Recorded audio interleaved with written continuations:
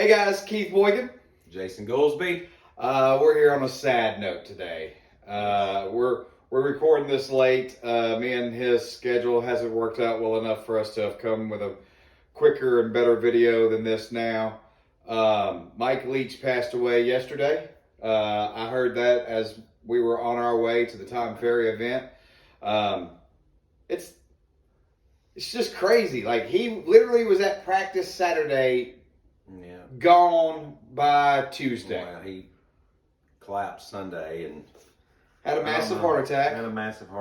and I think his blood flow, sounds like his blood flow was gone to his brain for such a long time that's what it sounds like. I don't know that to be. They just couldn't come up out of that.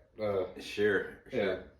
So, here's one of the things that it really, Well, I don't know that this has ever happened before. Yeah. I don't know that there's ever been a coach that was coaching a team at the time that he just, like you said the other day, you had Marshall, but that took out the entire team. Yeah. Well, and I think if y'all know, put it in there. I'm sure there probably I'm sure there has, but not in the SEC in my lifetime. Well, Bear Bryant died like 6 weeks after he retired. I think it was a little longer than that, like 6 months. But yes, it was shortly after. But even I don't know at this scale. I don't know Pac-10, Big 12, Big 11, 12, 13, whatever they are at this point. And Mike Leach was only 61, and I'm 48, so he's only 13 years years older older than I am. That's what I was sitting there thinking too. I was like, wait a second, I'm 43, and then he's 61. Well, and the reporter at the World Cup, the American reporter that died, he was 48. Yeah, and he just dropped dead. Yeah. Hey, that should show you don't go into weird countries. So, stay out of it. Right. It's getting a little sus. And he had, that guy had been... he had gotten in trouble because he had worn the rainbow shirt over there, and they'd made him change. So it makes you, I don't think there was any.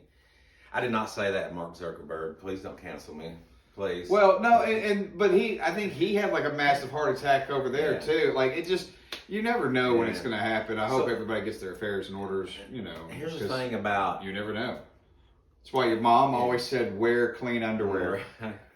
The thing about Mike Leach, and over the course of this season, we talked a lot about Mike Leach. We did. And I don't think us... Him taking the chairs. Most of the league. Sorry, receivers, y'all played crap this game. I'm taking them chairs back.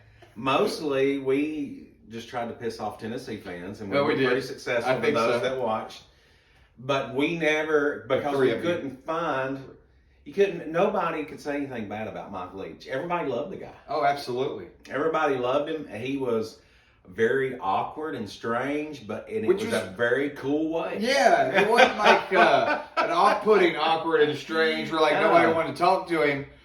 Sometimes when you did start to talk to him, the interviewer would look like, oh, how did we get to here from where I was asking the question? He'd go off on tangents, and what you were talking about, Keith, was his receivers were dropping a bunch of balls during the game, and so he just went over there and took their seats up that they sat in, and while they were out on the field, he goes folded all them chairs. And they asked him about why he did it, and he said, "Well, looked like they were playing a card game over there." He said they had everything over there except for a deck of cards, and he was just tired of seeing them. So they just pulled them up, and I love that move because that's an old school move. It is an old school move. And somebody said last night on SEC, it was during the Alabama Memphis basketball game.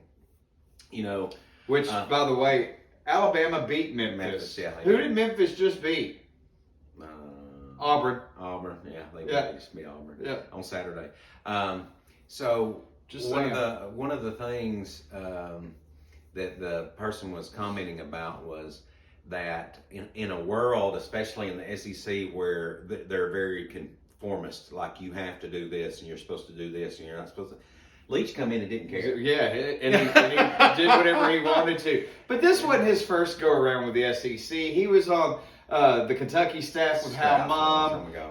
You know, he's danced and flirted with the SEC before, and he understands. I don't know if you knew this. He had a law degree. Did you know that? That does not surprise me. The way that he would talk to people, that does not surprise me at all. He had a law degree and then some other kind of degree. He never played college football, which was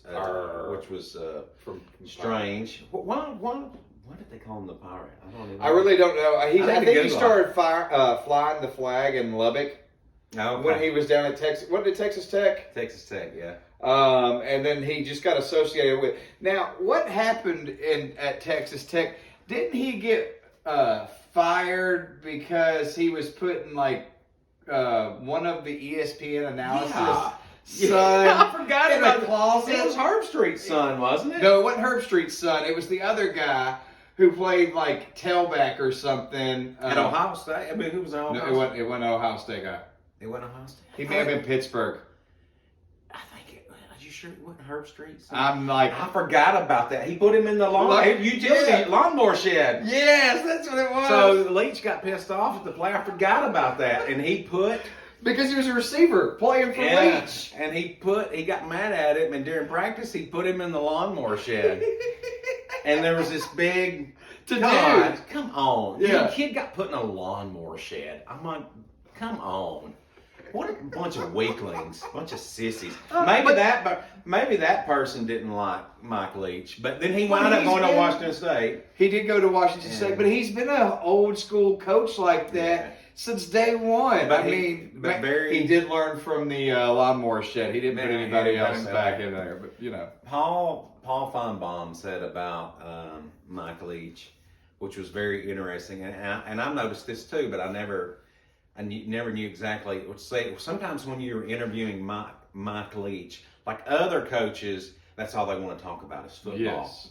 Feinbaum said when you start interviewing Leach, that it was almost like he would get bored with football and want to change the subject. That's exactly what it was. He's like, I do this all the time. Actually, I think that one of the people that were talking about him, he was like, they had won their 8th game in a row at either Washington State or when he had Washington State, or Texas Tech, and he said, you know, after the game, all he wanted to do, all Mike Leach wanted to do, was talk to that guy about what's happened in his life, and he's like, you just won 8 in a row. He's like, what's going on with you? That just seems like, from the stories, that's the kind of person he is. They played some clips of him, and one of them was talking about how bad candy corn was. Candy corn's just awful. Oh yeah, that one was a great clip. Somebody asked him about Sasquatch, and he goes, I don't know. I hope there is really one. I really hope there is. And you know, and the reporters would ask him questions, knowing that he would go off. And I think some of them kind of led him in that direction. I think some of them kind of thought they were making fun of him, but the joke was on them. Man. Oh, absolutely. And the joke was on them. He knew exactly. Absolutely. He was a person that would wear a pair of brown shoes with a black tuxedo. He was self-actualized. He didn't care. And I would love to be more like that. I don't know about that. I would, because he felt comfortable in his skin. And you know, that's a good point. Yeah, and I don't know if you know this. He co-wrote a book about Geronimo with another person. Yeah, he was a history buff, and they showed his office. He had all these historical artifacts and stuff in there. He was just probably, if he had ever been measured, he was probably a genius. I don't doubt that one bit. Or at least extremely high IQ. And C.M. Newton, who was of course connected to Alabama, but also Kentucky when he was athletic director at Kentucky, is the one who hired Hal Mumme from some very small school. And somebody asked, why would you hire Hal Mumme to come to Kentucky and coach football? And C.M. Newton's response was, because he has this mad scientist named Mike Leach with him. And Mike kind of invented the air raid and the concept of it, and which has become people have it's been incorporated into other aspects. People have found out how to defend it better now too. Well, that too, but I mean, you look You take Fun and Gun that Spurrier brought on the scene in the 90s. You take the air raid. Yeah. A lot of your spread offenses incorporate both of those styles in their passing. They're just a little better at running because they spread you out. Yeah, Tech, and he, you know, I'm surprised that it affected me and so many other people that it's affected on Facebook and Twitter. That I changed my profile picture to Mike Leach today. He's like the grandfather that nobody had. Yeah, gosh, everybody just loved the guy. You never. Yeah. You know, I remember when he, on the SEC network, I remember when they hired him at Mississippi State that summer or spring, and it was during the day, and I happened to be at home, and I walked by, and they were having his press conference on I'm SEC sure that was network. very entertaining. And I stopped, and it says, you know, Mike Leach hired as Mississippi. So I stopped to watch, and I couldn't stop. I could not stop watching this man and the funny things he would say, and I'm just like, and I texted my nephew and I said, this Mike Leach guy is going to make the SEC a whole lot more interesting. Oh yeah. And you know, and he did. And he did. And people would go and I want to watch the Mike Leach, which Mississippi State has always been a mediocre pro. It's never been just consistent. I mean, Dan really Mullen good. would like for you to reconsider I mean, they won that. 8, 9 games, great years. They made But, well, you know, 10. that is good seasons for Mississippi State. That's good seasons. It's never been like a 10-win school. You know, maybe when Dak Prescott was there, but and Dan Mullen. But you know, people would watch the press conferences to see what Mike Leach was going to say.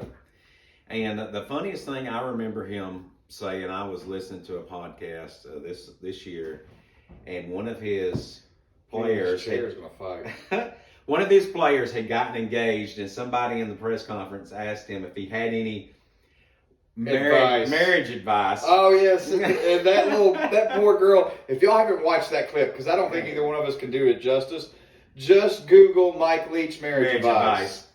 And it went on for a really long time, and he broke it down very specific, and he said, you know, probably want to get married. If you're going to get married during the season, you probably want to get married in the bye week.